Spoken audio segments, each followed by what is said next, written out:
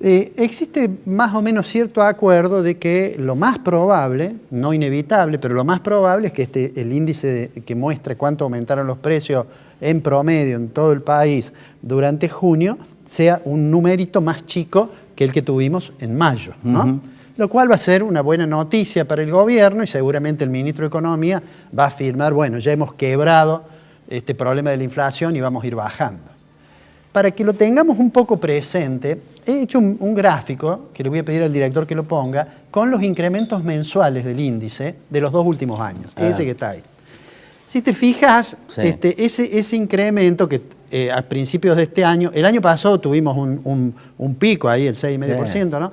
Pero en marzo, aquí, cuando se produjo el 4,7%, fue cuando se encendieron todas las luces rojas. Claramente, los 2 picos están asociados a la corrida cambiaria. Los aumentos de la devaluación pasa a precios, no todo porque hay un nivel de actividad bastante contraído, pero concretamente yo ahí he supuesto 2,5 para este mes, pero hagamos la aclaración que cuando el programa salga al aire ya vamos a tener el número, sí, que a lo mejor es un poco más, un poco menos que 2,5. Pero digo, si uno mira 4,7, 3,4, 3,1 y el dato que va a dar dentro de un par de horas el INDEC, digamos que le va a despertar cierta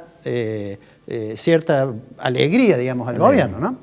A veces, cuando uno ve los números, pierde las escalas, Ricardo.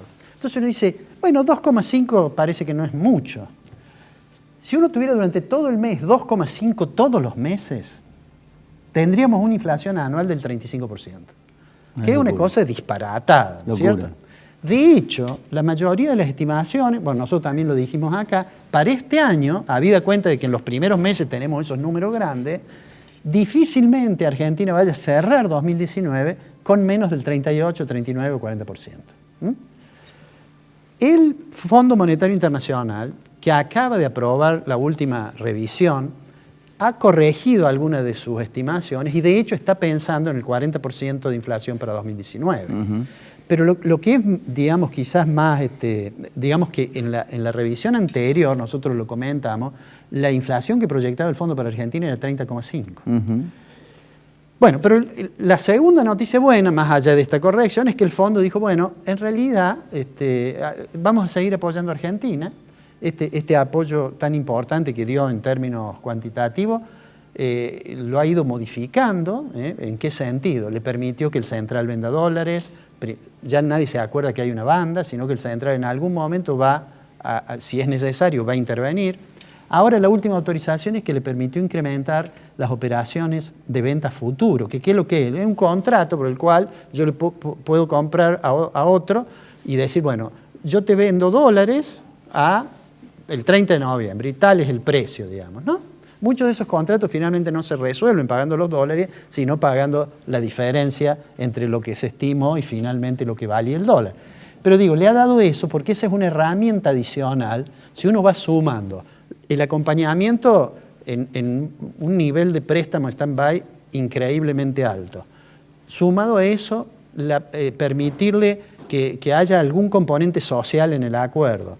Sumado a ello, que le deje vender dólares al Central. Viene vendiendo 60 millones por día. Ahora que pueda vender a futuro, vender contratos de futuro, sí, todo eso es para decir, bueno, vamos a tratar de tranquilizar el mercado cambiario, por lo menos durante este año, digamos. Mientras el gobierno debería hacer los esfuerzos para reducir la vulnerabilidad en el plano fiscal y hacer las reformas que se supone pueden resolver los problemas de la economía argentina.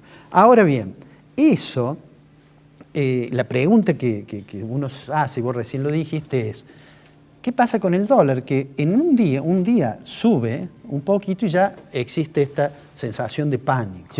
Yo voy a volver a decir de que no es bueno mirar el futuro con la historia económica de los últimos 15 minutos. Cuando estábamos en la situación complicada de mucha movilidad, dijimos que en la medida en que hubiera señales que mostraran que el Estado, a través del Banco Central o a través del Tesoro, estaba dispuesto a intervenir para estabilizar el mercado cambiario y disciplinar a los especuladores con el apoyo del fondo, se iba a tranquilizar. Ahora deberíamos decir lo mismo. Ni cuando las cosas están tranquilas los problemas están resueltos, ni cuando tenemos esta variabilidad estamos al borde del abismo. Entonces me parece, pero bueno, ¿Por qué nos ocurre eso? Bueno, por nuestra historia de fracasos y de frustraciones y de una performance macroeconómica realmente muy pobre, ¿no? Hasta ayer, antes de que se supiera que el dólar se movía un poco, ya había gente que decía está atrasado el tipo de cambio. Es decir, está barato el dólar, para decirlo de alguna forma, ¿no?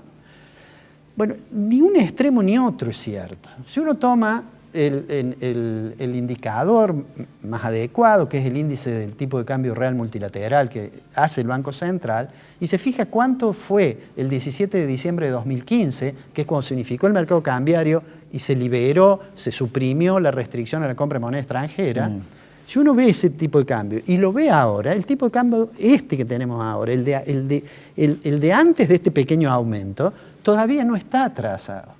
Quiero hacer esta aclaración porque ha trascendido, hace público, que una consultora muy importante de Buenos Aires, que tiene mucho prestigio, que es Ferreres, dijo, bueno, el dólar hoy tendría que estar a 50. ¿Cómo se llegaron a 50? Corrieron un modelo macroeconómico, econométrico, y dijeron, a ver, ¿en qué periodo tuvimos equilibrio en el balance de pagos? Y el tipo de cambio de equilibrio de balance de pago, analizado en esa serie, va a terminar siendo más o menos 50. Digo, ese es un buen ejercicio teórico, pero no necesariamente cierto, claro, ¿no? Porque además, lo que deberíamos tomar en cuenta es que durante todos esos periodos, el tipo de cambio efectivo varía en función de lo que ocurre con los impuestos, en función de lo que ocurre con los estímulos, en los casos en que hay beneficios de la promoción de exportaciones, etc. De manera tal que... Y con la liquidación de la dependiendo de cuál es el volumen de liquidación. De manera tal que uno debería, digamos, decir... Y yo me preocupa mucho porque me da la impresión que los ciudadanos comunes sufren mucho cuando a la mañana le dicen amaneció claro, 16 grados, sensación térmica 18, el riesgo país 775, el tipo de cambio. Digamos, sale mal la gente mal predispuesta, ¿no es cierto? ¿Qué es lo que podemos decir como una mirada un poco de más largo o de mediano plazo? No podemos hablar de largo plazo en la Argentina, pero mirando al proceso electoral. Tengo la impresión que de acá al proceso electoral los números muestran que no debería haber ninguna situación explosiva de sector externo, que pueda haber alguna especulación y alguna corrida cambiaria, pero que en el argot se dice el Banco Central tiene poder de fuego para eso. Sí. Y ahora el Fondo Monetario obviamente lo ayuda para eso. Entonces mi impresión es que va a bajar la tasa de inflación, se va a ir recuperando de manera lenta y muy heterogénea la economía. No va a haber una recuperación como la que soñaban algunos funcionarios del gobierno cuando asumieron en diciembre de 2015, que habíamos resuelto todos los problemas. Y el próximo gobierno, sea que él fuera, tiene que tener punto número 1 en la agenda, el problema inflacionario. Y eso va a exigir decisiones, bueno, que iremos viendo si finalmente esas decisiones se adoptan. Termino con una sola cosa respecto de que vamos camino a las elecciones. Vos sabés que si algo, me parece, le cuesta trabajo al gobierno defender, es el haber dicho que la inflación era un problema sencillo, que se resolvía fácilmente, y lo decía mirando que de los 184 países, digamos, que están en el fondo, por ejemplo, debe haber 2 o 3 que tienen inflación como Argentina, nada más.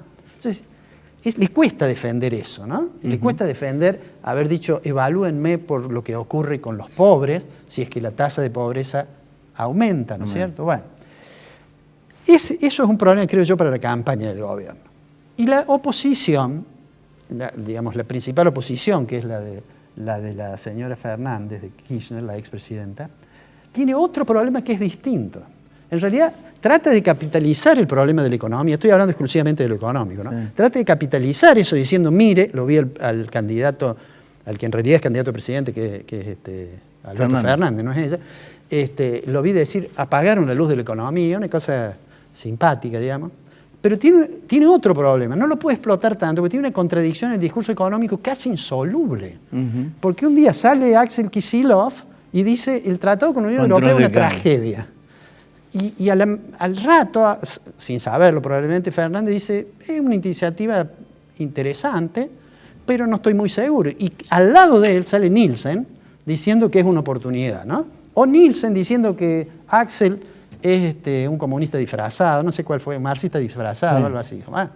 Dijo además que era un ignorante. Entonces, es difícil para el presidente... Pero además hubo una aseveración de Cristina Fernández diciendo nunca hubo más capitalismo que conmigo. Sí. contradiciendo precisamente también a Kicillof, ¿no? Puede ser, pero digo, en el discurso de lo que van a hacer, no dejémoslo de hablar. Sí. Es complicado. Si a mí me dijeran cuál es el discurso económico del doctor Alberto Fernández, y me costaría trabajo saber si es el de él, el de Nielsen, o el de Axel Kicillof. Bueno, vamos a navegar en estas incertidumbres. Y si algo aprendimos de Keynes en el siglo XX, es que la incertidumbre forma parte de la realidad de las decisiones en el sistema capitalista, pero que demasiada incertidumbre termina tentando contra la posibilidad de decidir.